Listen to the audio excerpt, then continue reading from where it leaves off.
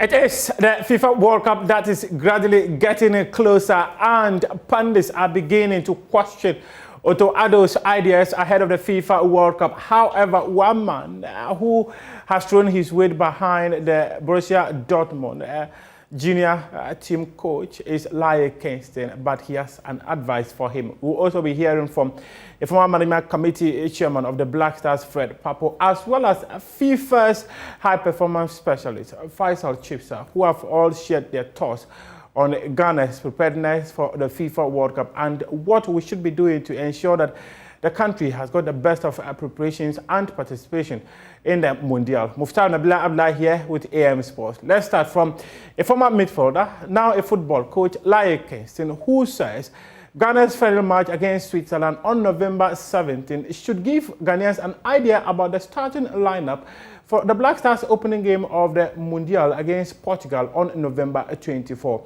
Ghana is expected to play its last friendly match on November 17 against Switzerland, and Laie Kingston wants Otto Addo to start with an 11 that he thinks will be going into the first game against Portugal. Thanks for Otto to go into that game to show that the players that you pick to start the game against Switzerland will be players going to start the game in our first game in the World Cup. Every coach will do that. As a technical person, I will do the same thing. Because last game, and I know countries will do the same thing. So I would like to see the team Otto parading like the first starting 11 that is going to represent the country. His best players that he believes can help him achieve something in the tournament, he will have to line them up for Ghanaians to see. Going into the game, of course, everybody wanted to win their last game before they go into a major tournament, to have confidence to their first game in such tournament. So it's not going to be different. I believe the Black Stars would love to have a win against Switzerland. Switzerland is a team that is not weak. They have good players. They have players that they are playing in big clubs in the world. So it's not going to be easy. It's going to be a tough game. Switzerland and Brazil, you can say Brazil is ahead of Switzerland, but not far from Brazil. They are the level that the Swiss team is in now. So for me, it's going to be a very good game. But I would like to see Otto putting up a starting 11, like a strong team against Switzerland. And they have to go all out and then play well like they did against Nicaragua, so that the players will bring that confidence into their first game in the tournament. Ghana's preparations for the FIFA World Cup, according to many, has not been at its best. The Black Stars suffered a 3-0 drubbing at the hands of Brazil before defeating Nicaragua 1-0. One man whom FIFA has tasked to ensure that Africa is able to build their national teams to the extent that they can compete and put themselves in a position of winning the FIFA World Cup is Faisal Chipsa. He is FIFA's high-performance specialist for Africa. He says Ghanaians should lower their expectations heading into the tournament and look beyond the World Cup. However, he believes Ghana have got a quality to be able to get to the semi-final of the tournament if the Ghana Football Association is able to do the right things. I like the stability in the team now, especially on the technical side. One thing I'm also happy about is the noise around the Black Stars all of a sudden seems like it disappeared.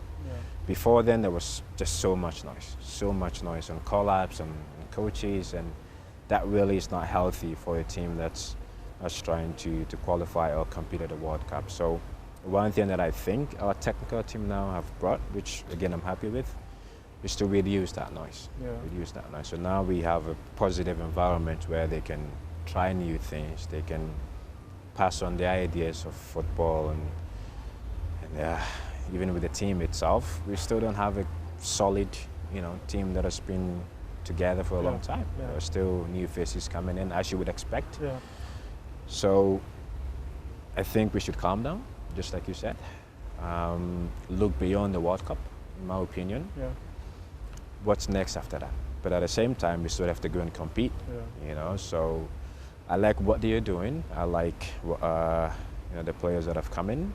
unfortunately, we just don't have enough time to get to know ourselves and what works well for us. But we still have to go and perform. How well do you think we can do at the World Cup? How well? How well? If we get to the final 4, I'll be happy. Semi-final, you think? We have the quality to do that? Remember, we have the quality, that's one thing. Yeah. But this is a tournament. You need a bit of luck. Yeah. Even the champion team, the champions need some luck. You need to avoid some... I remember the 2018 World Cup when Germany was beaten by South Korea. No one saw that coming. Exactly. So you need a bit of luck, no matter how you look at it. You have to avoid certain teams early on. Yeah. Because again, once the tournament starts, you build momentum and go into the quality rounds. Yeah. That's when you begin to find yourself. So I'm hoping that we get to the final 4. The full interview is on the show tomorrow at exactly 7:10 a.m. Do join us for an interesting conversation with Faisal Chipsa, the younger brother of Yusuf Chipsa, who is now a FIFA high performance specialist for Africa. Still on Black Stars, well, a former management committee chairman of the national team, Fred Papo, says he thinks the national team should not be led by a management committee that is more than 3. Though during his era, there were about 15 people who were spearheading the management of the senior national team. He thinks some of these numbers are quote-unquote unnecessary, and he wants the current leadership of the Ghana Football Association to consider having at least 3 people lead the management committee of the senior national team. I do not think any number beyond 3 will be necessary. Okay. For me, I think a 3-member... At the time when you were in charge, it was more than 3. For a long period of time. We started as a World Cup committee. The government of the day, then under former President J. Kufuor, they appointed from the World Cup committee. I think we were about 15 or so. Okay. Quite a number under the chairmanship of the late Vice President Alhaji Aliu Mahama, with Obi Amwa and the rest, So he, I think after he didn't come for the first, he actually delegated the sports minister or the deputy to preside. Then we went in to play our first match against Burkina Faso in Ouaga on about 4th or 5th of June 2004. We lost by 1-0. When we got to Ghana, the second meeting, the meeting after that, nobody attended. I see. Yeah, and so meanwhile, football people were, it had all manner of business magnates and the rest, tycoons on there. But who didn't have the time? They didn't have the time, they didn't have the heart and the passion for the game, It's a different thing when you're talking about football. If you may be whatever it is, you may have all the credentials, but then if you are not a football person, you are not the football person. So the second meeting, none of them turned up. At that time, the football people were agitating that, look, the management committee was supposed to be a preserve and a function of football people. You guys just stay back. So they went ahead and then formed a 5-member management committee. We met, we played against South Africa. After the South Africa game, a problem erupted between 2 of our members. I don't need to mention names now. And the 2.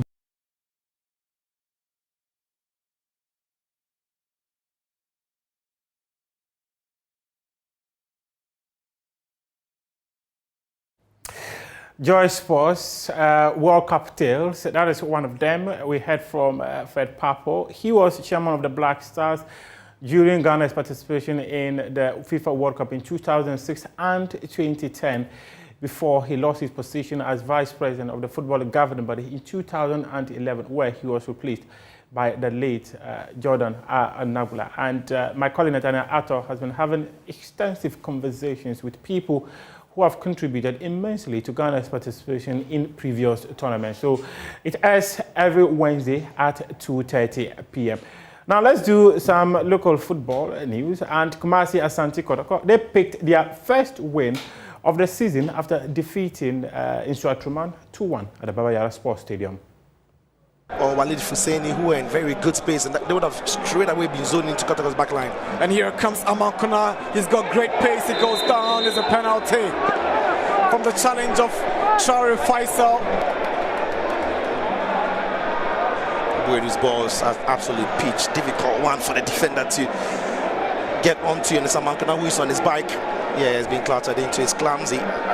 Amankuna steps forward and Amankuna scores. It's Asante Kotoko 1, Instruction 0. Steven Amankuna. Best of penalty kicks there. I think the goalkeeper just didn't dive to his left enough. But the boy is very close to the middle than close to the posts. Zeze, good ball. Now here is Mukwala. Wow, another miss. And he looks into the skies asking how and why he's not buried that. Zeze's pass, it's a brilliant ball. The angle on this pass is magnificent. The weight of it is perfect. And all Mukwala has to do is to just find the right bend to it. He does everything right, but the kick. Walid Husseini's ball punched away by Danlad. Isaac Opon gets something on it. Good movement from Zeze. What a play from the Ivorian. He's surging for it, looking for support. It is Zeze now to Amankuna. Does he get his brace? Amankuna straight to Yahoo Swanson. Ofori, good play from Opon. Here is Mukwala, sets up Isaac Opon. Here is Isaac Opon, and he gets Asante Kotoko's second goal.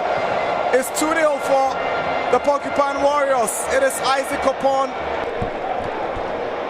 And it's Isaac Opon who started the move very nicely, got the ball over his man and ran into a good space. Mukwala squared the ball to him. Assured touches to get into space. Mahama's corner. Ofori's header, and is the equalizer. Insuachiman have a go back. Kotoko 2-1. Certainly not the equalizer, but they are back in it. Insuachiman who are back in this one.